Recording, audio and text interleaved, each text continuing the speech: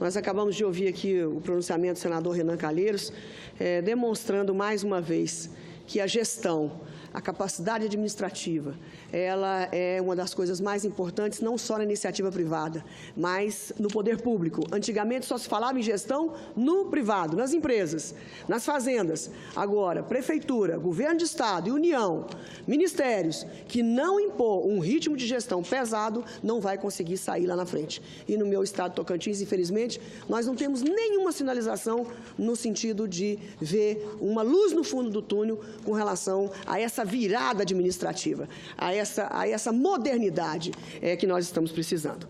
Mas eu venho aqui hoje, senhor presidente, para falar de modernidade, de progresso e de desenvolvimento. Eu venho falar da agropecuária brasileira. Desses milhões, mais de 5 milhões de produtores rurais espalhados do Oiapoque ao Chuí, nos 27 estados do Brasil, que constrói uma das maiores e mais competentes progressista agricultura brasileira, com índices de produtividade extraordinários, fazendo com que o mundo inteiro caia o queixo de inveja por esse gigante brasileiro que produz tudo de bom que esse mundo já viu. Nós tivemos o anúncio do primeiro trimestre do PIB do brasileiro, do Produto Interno Bruto. Soma tudo que o Brasil produziu. E nós crescemos, do ano passado para cá, nós crescemos 1%. Mas, se nós tirarmos desse bolo inteiro uma fatia do bolo que se chama agronegócio, o que vai virar esse 1% que cresceu o Brasil inteiro 1%?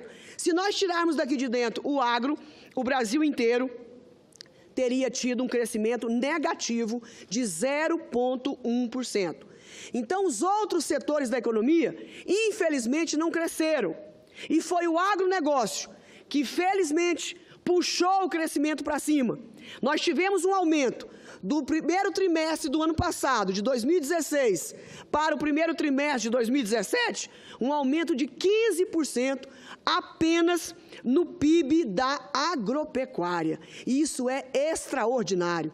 Por que isso aconteceu enquanto todo o país adormece? Como é que a agricultura fez para fazer esse milagre, esse grande milagre da prosperidade? Primeiro que são anos de dedicação, são anos de tecnologia, de inovação, de pesquisa, feita pelas universidades brasileiras, especialmente a nossa Embrapa, e os produtores que tiveram a cabeça aberta para pegar essa tecnologia e colocar em uso. Porque tem setores que têm resistência com a tecnologia. E os produtores rurais, mesmo tendo fama de serem pessoas da roça, serem pessoas atrasadas, ao contrário, nós estamos dando um banho de tecnologia e de inovação. Se nós pegarmos a soja e o milho, representa quase que 90% da produção de todos os grãos do país. Se nós considerarmos 4 culturas, que é a soja, o milho, o arroz e o fumo, só nessas 4 atividades houve um aumento de área plantada, território, de 14,5%. Alguém poderia estar assim, mas será que aumentou o desmatamento também? Porque se a área aumentou de plantio, quer dizer que desmatou mais área no Brasil? Não. São áreas de pecuária que estão sendo transformadas em agricultura, porque a agricultura também está muito eficiente, está reduzindo a sua área de uso e está sobrando área para o arroz, feijão, milho, soja, enfim, para todos os outros grãos. Então, o Brasil está passando agora um processo de modernização e de substituição de atividade em áreas. Há bem pouco tempo atrás, o Brasil não confinava boi. Eram pouquíssimos casos aonde se confinava bovinos do Brasil. Hoje, nós já temos grandes produtores, grandes empresas que já confinam o gado bovino. E isso faz que desocupe mais terras para a nossa agricultura. Então, nós estamos muito felizes de mais uma vez, se nós considerarmos todos os planos econômicos que nós tivemos, desde Sarney, desde Fernando Henrique para cá, todos os planos, Sarney, Collor, Fernando Henrique, todos os planos econômicos que custaram, muitos deles, caro à população, planos que nem todos deram certo como era previsto, quem pagou a conta e quem foi a âncora verde do Brasil foi a agricultura. E mais uma vez, em mais uma crise que Infelizmente não será a última, pode ser que no futuro tenhamos outra. A agricultura, mais uma vez, vem socorrer o Brasil num momento difícil. Quero apenas alertar a todos que nós fizemos no primeiro trimestre esse bonito todo, porque nós também estávamos em plena colheita. Então eu quero dizer que esse mesmo desempenho não deverá acontecer e se concretizar até o final do ano, porque agora começa o novo plantio da safra. É a hora que os produtores estão comprando sementes, comprando adubo, fertilizantes, comprando os agroquímicos e combustível e contratando pessoas. Então, é um volume menor do que a safra propriamente dita e a nossa colheita. Então, os outros setores vão ter que colaborar um pouco mais, tentar colaborar um pouco mais com relação a essa situação até o fim de 2017, ou nós poderemos ter um crescimento menor do que o esperado pelo mercado. Quero lembrar que esse resultado da safra 2015 para 2016, da safra 15-16, nós colhemos 186 milhões de toneladas. Nessa agora, que é a safra 16-17, nós colhemos 223 milhões de toneladas. São 36 milhões de toneladas a mais. Isso é muito, Kátia, isso é pouco. Tem países no mundo que não produzem isso. Apenas a diferença do que produziu a safra passada para esta safra. Então, isso é espetacular. Mas, mais uma vez, eu ainda quero aqui lembrar aos colegas, por que foi que a agricultura conseguiu fazer tudo isso? Além da tecnologia, da inovação, da pesquisa, de correr o risco, de buscar recursos, de ir para a porta do banco atrás de dinheiro, enfim, o que foi que aconteceu? E eu tenho muito orgulho em dizer que fui responsável, modestamente, com o governo da presidente Dilma, pelos 2 anteriores planos safras. Eu, como ministro da Agricultura, coordenei o Plano Safra 2015-16 e o Plano Safra 16-17. Então, essa super safra da agora é a consequência do esforço dos produtores e do Plano Safra extraordinário que foi dado aos agricultores do Brasil, com juros muito compatíveis, comparando a Selic e comparando a inflação da época. Então, vamos lá. Na safra 15-16, 2015 e 2016, o governo liberou, e eu, à frente do plano, 149 bilhões de reais para os produtores. Fizemos uma bela safra. Na safra agora, nós tivemos um aumento para esse último plano safra, 2016-2017. Nós conseguimos, junto ao presidente da República, junto ao ministro da Fazenda, Joaquim Levy, nós conseguimos aumentar os recursos para a agricultura em 22%. Isso passou de 149 bi para 189 bilhões de reais. Então, isso proporcionou aos agricultores a aumentar a área plantada, aplicar direitinho o adubo, não ter que ficar rateando adubo para plantar em mais área e o adubo ser pouco. Então, não faltou adubo, não faltou fertilizantes e os produtores puderam aumentar a sua área plantada. Por isso, estamos colhendo agora os frutos no outro governo. Mas quem fez o Plano Safra e que deu as flores com o juro, que agora é o mais importante, senador Paim, os juros que nós praticamos na época, na última safra, nessa super safra colhida agora, os juros que nós demos para os agricultores, que é feito lá na época, quando nós lançamos o Plano Safra no Palácio do Planalto, os juros variavam entre 8,5% a 9,5%. Naquela época, a Selic estava quase 15% e a inflação 8,84%, quase 9%. Isso significa que nós tínhamos um juro real muito baixo. Nós tivemos um juro real de 0,34 a 0,5. Por isso a super safra saiu. Não tem segredo. Juntou tecnologia, inovação, aplicação no solo e um bom plano safra, não há como dar errado. Agora, esse plano safra, que eu quero aqui parabenizar o esforço do ministro Blairo Maggi, mas talvez o Ministério da Fazenda não tenha a mesma sensibilidade que teve no passado, ele apenas conseguiu baixar 2 pontos percentuais a taxa de juros. Ah, mas está bom, nós estamos vivendo uma crise. Não, a taxa Selic hoje, ela está a 10%. Quando nós fizemos o juro de 8,5% a 9,5%, a taxa Selic era 14,5%. Não há termos de comparação. E o pior, naquele tempo, quando nós fizemos o plano, esse último, esse do sucesso agora, que está tão decantado por este governo, a inflação era 8,4%. E hoje, 8,8%. E a inflação hoje está menos de 4%. Eu quero dizer ao ministro Henrique Meirelles que o mercado da cidade pode dar muito dinheiro, mas o mercado do campo dá muito mais, senhor ministro Henrique Meirelles. Por gentileza, ajude o ministro Blairo Maggi a fazer outra super safra, como a presidente Dilma permitiu que eu fizesse.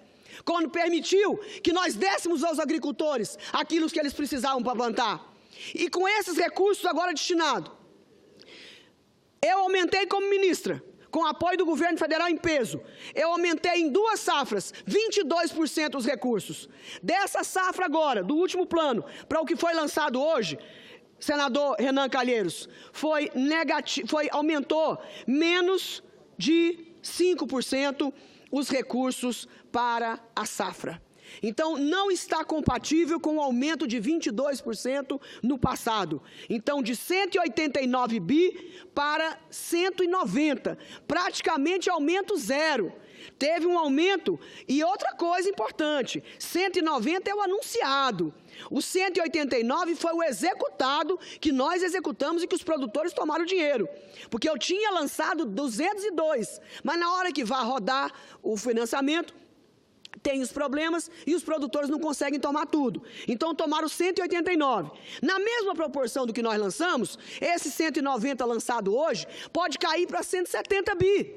Então, nós vamos ter dado uma ré dos recursos, volumes de recursos. Esse é um ponto.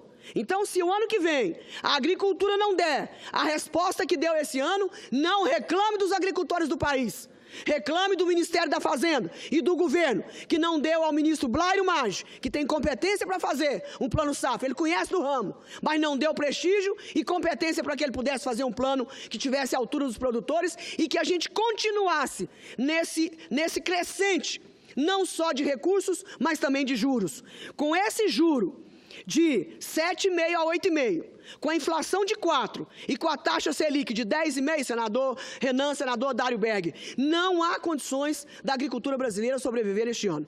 É juro incompatível com a realidade e eu estou repetindo as palavras do próprio ministro em entrevista que eu li dele agora, esta semana. E o ministro Blairo Maggi está cobertíssimo de razão. Isso não é compatível. Então, eu suplico ao senhor Henrique Meirelles que desvie um dos seus olhos do mercado em São Paulo, nas bolsas, e desvie o outro olho para o campo brasileiro, porque é de lá que o senhor está aí anunciando em cantos e prosa que o Brasil cresceu 1%, às custas e às costas da agricultura brasileira, com muito orgulho e alegria. Queremos ajudar ainda mais, mas nos dê instrumentos, nos dê ferramentas, que nós vamos dar outra super safra no ano que vem. Com essas condições, nós não vamos fazer o que fizemos esse ano. Quero dar uma parte, se o senhor permitir, ao senador Renan Calheiros.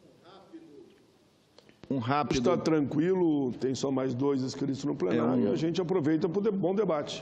Um rápido cumprimento à senadora Cátia Abreu, que fez um grande trabalho à frente do Ministério da Agricultura do Brasil. Nós sempre tivemos grandes ministros da agricultura, mas com certeza Vossa Excelência foi a única grande ministra e é uma das responsáveis pelo que o Brasil colhe agora.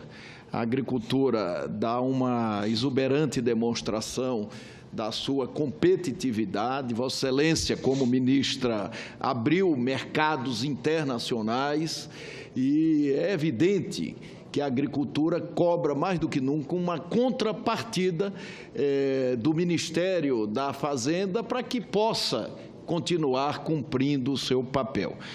Com relação a Alagoas, e falo com orgulho em nome do nosso Estado, Alagoas tem muita saudade do seu trabalho, sobretudo com relação à implantação da Embrapa, da unidade da Embrapa. Vossa Excelência preparou tudo como ministra, destinou recursos, a poucos dias eu falava com o ministro Blairo Maggi, cobrando a implementação da unidade da Embrapa em Alagoas, e ele me dizia, é R$1 milhão. R$1 milhão.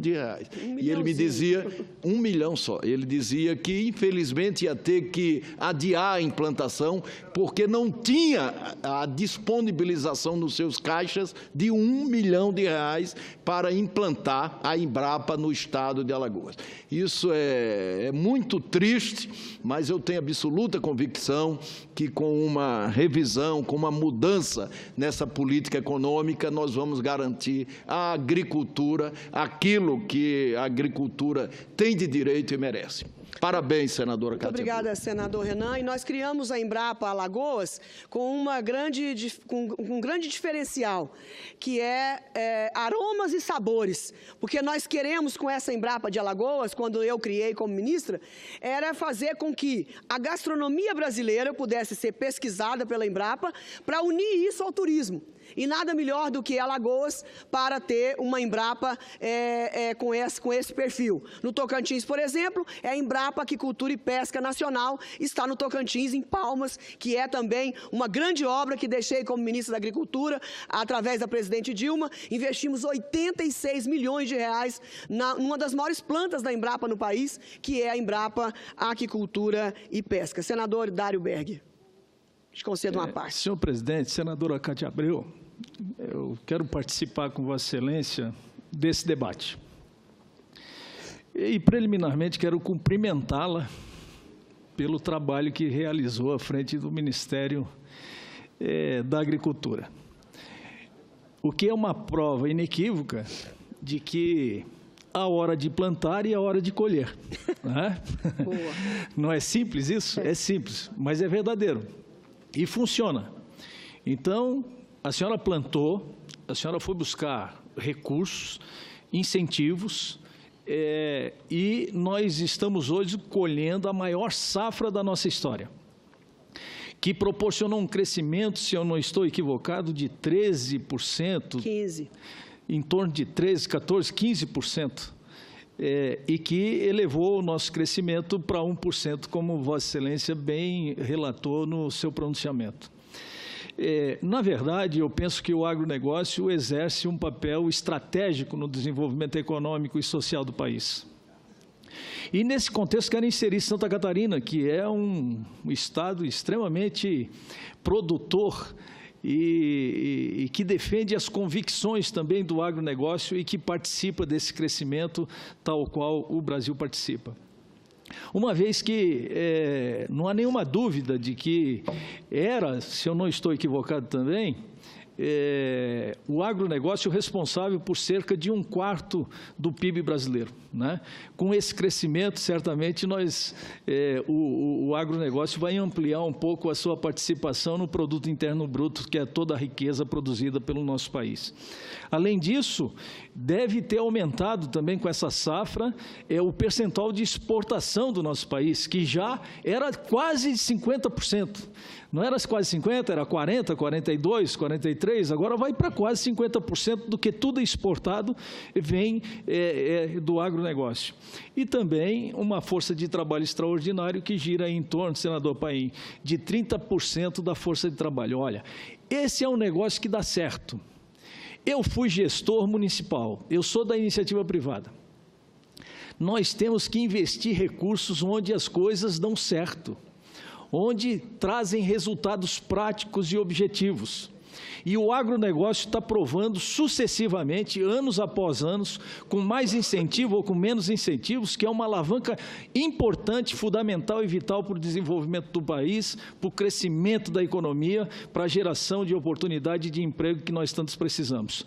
Portanto, eu quero me congratular com Vossa Excelência, cumprimentar o homem da roça, o produtor rural, o pecuarista, o grande produtor de soja, de milho, de feijão, de arroz, dessas commodities importantes para o país, e quero me associar à sua voz, né, para que efetivamente nós possamos aqui exigir um tratamento necessário para que nós não percamos essa galinha de ovos de ouro que nós temos no Brasil, que é o agronegócio brasileiro. Então, quero também fazer um apelo aqui ao ministro da Fazenda para que ele se sensibilize, para que ele envie o mínimo de recursos necessários para que no ano que vem, nesse ano que vem agora, nós possamos ter uma safra tão boa quanto essa safra que nós estamos comemorando hoje. E por isso, para completar, parabenizar Vossa Excelência, que tem um papel importante e preponderante no resultado dessa safra, que veio com a continuidade do trabalho do senador Blário Maggi, a quem também tenho grande estima e respeito, e eu tenho certeza que a agricultura estava muito bem representada e está bem representada agora com o senador Blário Maggi, e eu tenho convicção que nós vamos continuar trabalhando para ser o recordista dessa atividade econômica importante e fundamental para o Brasil. Muito obrigada, senador Dário Berg. Seu estado de Santa Catarina tem um papel fundamental na produção agropecuária brasileira. É um estado pequeno territorialmente, mas que tem uma alta produtividade, uma eficiência espetacular através das grandes cooperativas daquela terra, e eu tenho um carinho muito especial pelos produtores de lá. E Vossa Excelência terá um papel fundamental este ano como presidente da Comissão de Orçamento, da Comissão Mista de Orçamento, que vai preparar o orçamento para 2018. E quero trabalhar com Vossa Excelência em 2 pontos importantes. No seguro agrícola, na defesa agropecuária, que o Ministério da Agricultura cortou enormemente, fortemente, o orçamento da defesa agropecuária, e os recursos para a lavoura do ano que vem. São 3 coisas importantes: defesa agropecuária, crédito rural e seguro agrícola. Com essas 3 coisas aqui, não precisa dar mais nada para os agricultores. Deixe eles trabalharem em paz, mas esse dinheiro não pode faltar.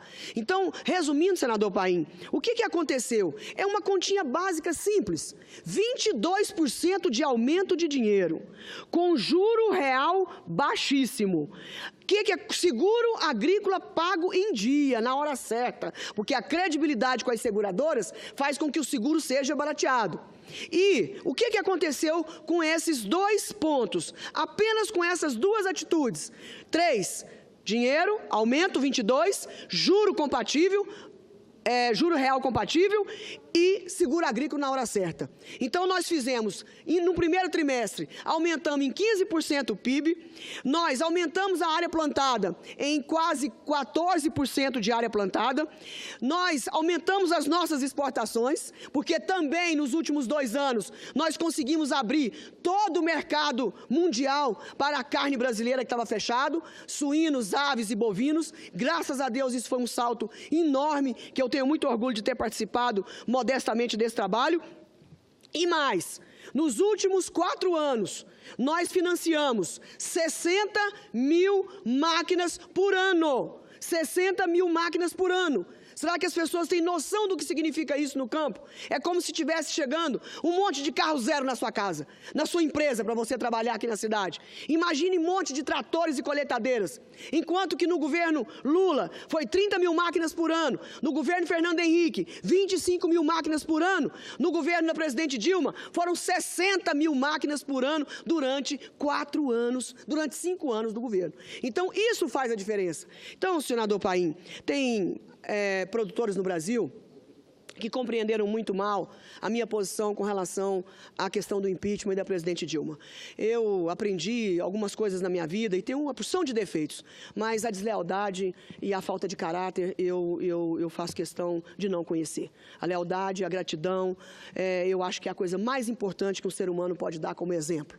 Fui até na última hora, até o barco afundar, mas eu não podia, em nome disso que nós estamos vendo hoje, de todo o atendimento ao setor agropecuário, que agora que nós plantamos lá atrás, como disse o senador Dário Berg, a colheita está aí, farta e maravilhosa. Não houve um ponto no Ministério da Agricultura que o governo da presidente Dilma não nos tivesse atendido à altura como o setor agropecuário merece. Então, eu quero protocolar, senhor presidente, já protocolei mais cedo, um projeto de lei que nós não conseguimos, foi pouco tempo, 1 ano e meio que eu estive à frente do Ministério, já estávamos todo negociado, um processo de seguro rural novo, porque o nosso seguro agrícola, ele foi criado E graças a Deus foi criado e as coisas têm que ir melhorando.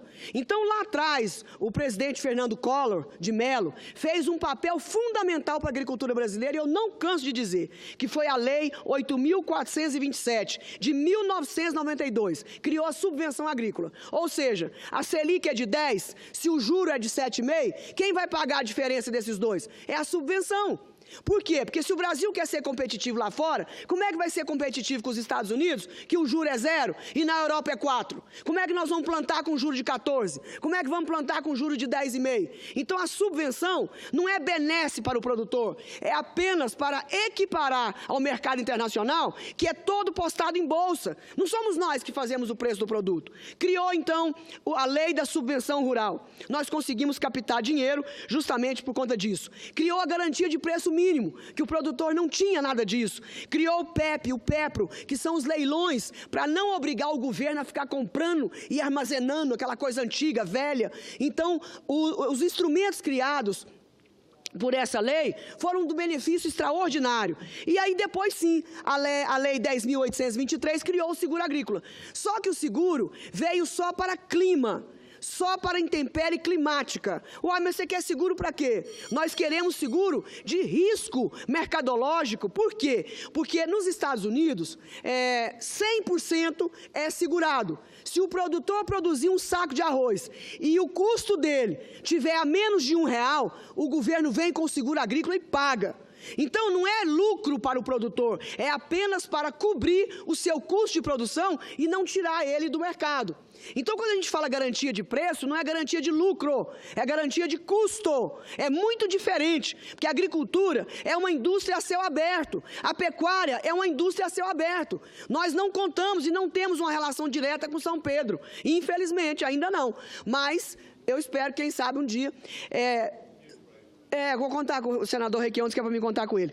Então, o seguro agrícola, ele é um instrumento importante. As políticas de preço mínimo, elas estão todas no Tesouro Nacional. Agora, o seguro, ele está no orçamento, senador Dário, do Ministério da Agricultura.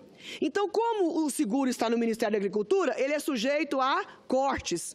E a política de preço mínimo e de subvenção está na Secretaria do Tesouro Nacional. Não tem cortes e não há perigo e riscos.